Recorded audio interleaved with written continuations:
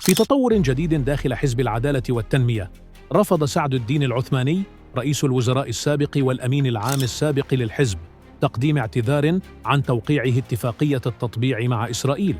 موقفه جاء رداً على بيان صادر عن عبد الإله بن كيران الأمين العام الحالي للحزب، والذي طالب العثماني بتحمل مسؤولية قراره.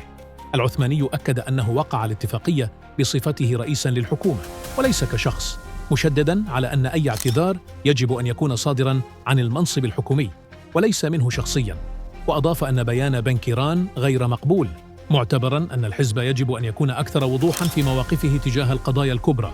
من جانبه لم يتردد بن كيران في انتقاد العثماني بشدة، ففي مؤتمر تضامني مع فلسطين صرح بأن توقيع الاتفاق كان قراراً لم يفهمه أو يوافق عليه أحد، مؤكداً أن العدالة والتنمية لم يكن ولا يزال مع التطبيع.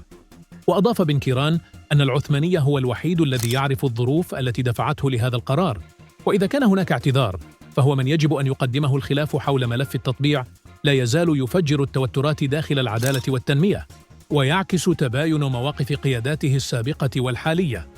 فهل ستؤثر هذه القضية على مستقبل الحزب؟ وهل سيتغير موقفه من التطبيع مستقبلاً؟ شاركونا آراءكم في التعليقات، ولا تنسوا الاشتراك في القناة والإعجاب بالفيديو.